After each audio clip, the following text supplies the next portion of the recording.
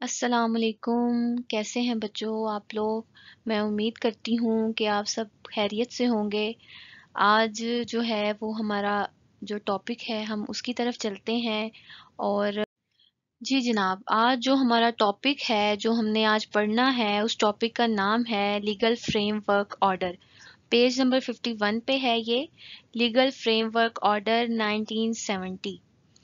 नवंबर 1969 में अबूरी आइन की तश्कील के लिए जनरल याहिया खान ने एक कमीशन तरतीब दिया जिसने 30 मार्च 1970 को इसे हतमी शक्ल में पेश किया।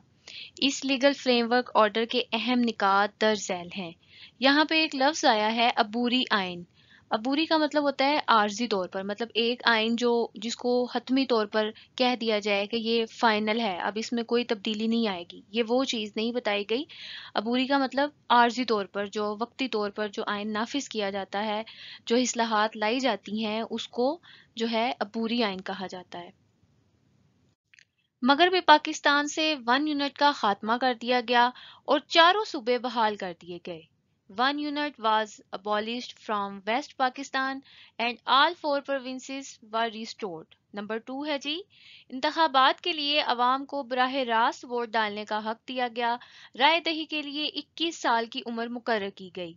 The people were given the right to vote directly for the elections.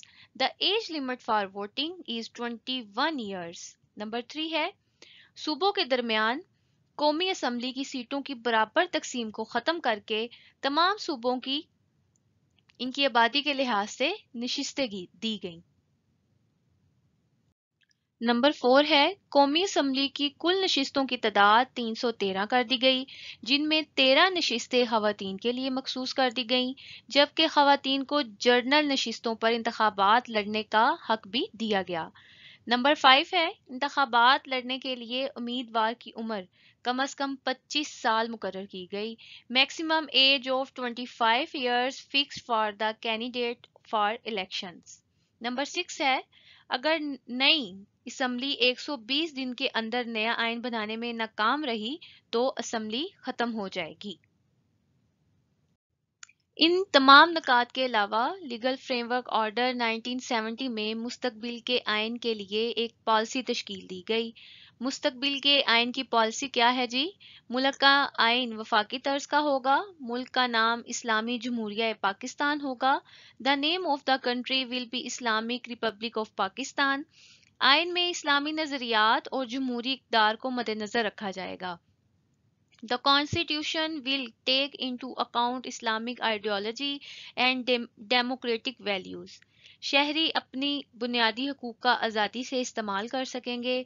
Citizens will be able to exercise their basic rights freely. अदलिया को इंतजामिया से आज़ाद रखा जाएगा।